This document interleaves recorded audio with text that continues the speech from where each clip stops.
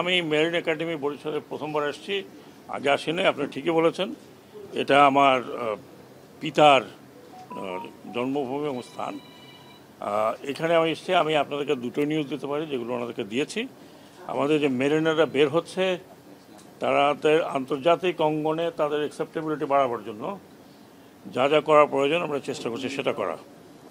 আর দ্বিতীয়ত যে খবরটি আমি দিলাম যে আমি চেষ্টা করছি ফরেন মিনিস্ট্রির সাথে মিলে যে আমাদের মেরিনের জন্য দুটো আরও পোস্ট ক্রিয়েট করা।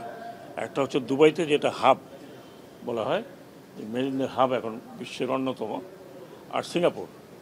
এই দুটো জায়গায় আমাদের যে এমবেসি আছে সেখানে দুটো পোস্ট, যাতে মেরিন রিপ্রেজেন্ট করতে পারে, যারা আমাদের এই ইয়াং মেরিনারদেরকে শিপে প্রোভাইড করতে পারে। কারণ যেটা আমি শুনেছি যে হঠাৎ করে সিঙ্গাপুরে পোস্ট হয়, ও 6 ঘন্টার মধ্যে যেতে হবে। এটা তখন একটা বড় বিড়ম্বনা হয়ে যায়। আর মেরিন একাডেমির কিছু বিষয় ছিল, সেগুলো আমরা আলাপ করেছি। আমি চেষ্টা করব যতদিন আমি থাকি আর যতদিন সম্ভব। আর সবচেয়ে বড় জিনিস যেটা আমি লাস্ট আপনাদের কথা যেটা বলছি, জাতির উদ্দেশ্যে কিনা জানি না, কারণ আজকাল কথা বললে অনেকে অনেক রকম কথা বলে, বাট আমার মেইন উদ্দেশ্য, আমি দুটো মন্ত্রণালয়ে আছি, আমি যা দেখেছি এটাকে সাগর চুরি বলা যায় না, প্রশান্ত মহাসাগরীয় চুরির জায়গাগুলো হয়েছে প্রচুর। এই যে লাস্ট 15 বছর যে গভর্নমেন্ট ছিল, এ পুরো কী বলবো, কী শব্দ পাচ্ছি না, এবং পুরো সিস্টেম করাপ্ট করে গেছে। Entire system has been corrupted. এখন এইখান থেকে বের হওয়া আসা ভেরি ডিফিকাল্ট জব। চেষ্টা করছি আমরা, কোনো ডিপার্টমেন্ট নাই, কোনো সিস্টেম নাই যেটাকে করাপ্ট না করা হয়েছে। এবং আমি যেই দুইটি মন্ত্রণালয়, একটা মন্ত্রণালয় শেষ, দ্যাট ইজ পাট মন্ত্রণালয়, অলমোস্ট ফিনিশড। এখন আমরা ট্রাই করতেছি যে আস্তে আস্তে আস্তে আস্তে জানা যায় 15 বছরের কাজ তো 1 বছরে বা 15 মাসে বা 2 বছরে বা 3 বছরে করা সম্ভব না, যদি এটা কন্টিনিউ না করে। এটাই আমার প্রথম হলো যে আমরা ইন্টারনাল মার্কেটে আমরা পাটের কনজামশনটা বাড়াতে চাই, যাতে গ্রোয়ার লেভেলে তারা উৎসাহিত হয় পাট উৎপাদনে। আমি রাস্তায় আস্তে আস্তে আমি পাট যারা নিয়ে আসতেছে বাজারে, তাদের সাথে কথা বলেছি। এখন 3100-3200 এরকম চলছে মন। তো আমি যদি কনজামশনটা বাড়াতে পারি, আমাদের 30% হচ্ছে দেশীয় কনজামশন, তাহলে ওই কনজামশন থেকে হয়তো গ্রোয়ার কিছু লাভ করতে পারে।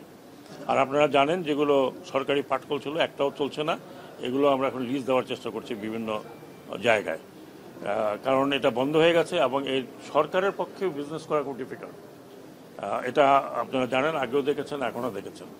নৌ মন্ত্রণালয়ের ব্যাপারে আমি মাত্র বলবো যে ডুব দিচ্ছি, কোথায় নিচে কোথায় মাটি পাওয়া যাবে, I don't know. It is totally, মানে আমার যেটা ইমপ্রেশন, এমনভাবে রন্ধ্রে আপনার কেনাকাটার মধ্যে, তৈরি করার মধ্যে, প্রজেক্টের মধ্যে কিছু প্রজেক্ট তো কেউ জানে না যে কেন নেওয়া হয়েছে।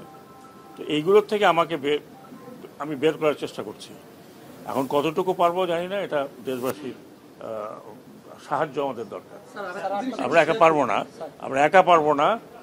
আপনাদেরকেও বলতে হবে যে এই দেশের যে অবস্থা করেছে, আমি শুধু পলিটিক্যাল কথা বলছি না, ইকোনমিক্যালি চুরি চামারি করে আপনারা দেখেন। এখন একটা লোককে ধরলে বলতে 1000 কোটি টাকা, এক লোকের নাকি 360টা বাড়ি।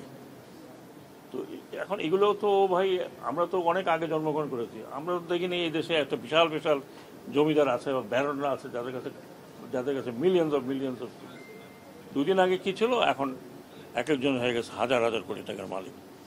এইটা হচ্ছে আমার কাছে মনে হয় জাতির জন্য সবচেয়ে বড় প্রবলেম, যে এই করাপশন রিডিউস করা। 100% হবে না, বাট রিডিউস করতে হবে, এবং এটাই হচ্ছে বড় চ্যালেঞ্জ আমার কাছে। এটা আমার ব্যাপার না, but I don't like it. এটা হতে পারে না। It has to be law and order, এবং আইনের মধ্যে চলতে হবে সবাইকে। যদি না চলে, তার বিরুদ্ধে শক্ত অ্যাকশন নেওয়া উচিত। একটা জিনিস একটু শেয়ার করতে চাই, আপনি নিরাপত্তা বিশ্লেষক হিসেবেও পরিচিতি বাংলাদেশে।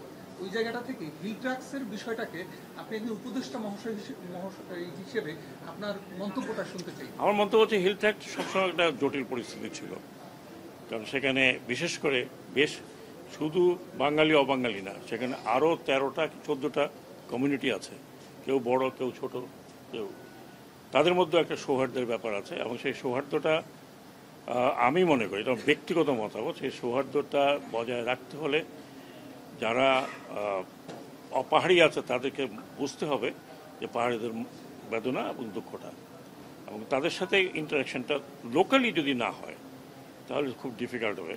আছে এর মধ্যেও তো অনেকে অনেক রকমের ইন্ধন যোগাইতে থাকে, বাট ইন্ধনটা যাতে না যোগে সেজন্য লোকাল অ্যাডমিনিস্ট্রেশন এখানে যারা আছেন এবং যারা নেতৃত্বে আছেন, বিশেষ করে আমাদের পাহাড়ি ভাই বোনদের বেশিরভাগকে আমি চিনি, সিনিয়র যারা আমি বেশিরভাগকে চিনি, কারণ আমি 3 বছর কাটিয়ে আসছি বান্দরবনে। এখনও আমি যখন যাই তখন এই সব সিনিয়ররা চলে আসে। তো আমি মনে করি এটা সমাজের দায়িত্ব, শুধুমাত্র সরকারের দায়িত্ব তা নয়, সমাজের দায়িত্ব, এবং মিলেমিশে থাকাটা হলো বেটার। কারণ আমরা অনেক রক্তপাত দেখেছি এই পাহাড়ে। আমি নিজে ছিলাম ইনসার্জেন্সির মধ্যে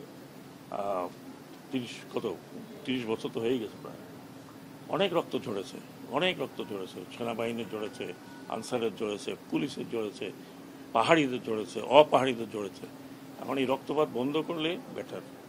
আর সম্প্রীতি বজায় রাখা উভয় সবারই, শুধু উভয় না, এই 13 কমিউনিটি, যেমন এখন 14 কমিউনিটি যদি ধরি, সবার যারা নেতৃত্বে আছেন তারা এই সম্প্রীতিটা বজায় রাখবেন। সম্প্রীতি বজায় না রাখলে এটা যদি আবার অশান্ত হয় সেটা কিন্তু সবারই ক্ষতি হবে।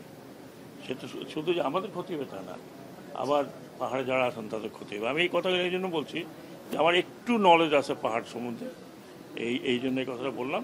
এবং আমাদের যারা গিয়েছেন তারা এফোর্ট নিয়েছেন, এই গতকালকে তারা বলেছেন যে একটা সম্প্রীতির অবস্থা হয়েছে, এটাকে বজায় রাখতে হলে এটা এখন লোকাল যারা আছেন তাদের উপর নির্ভর করে।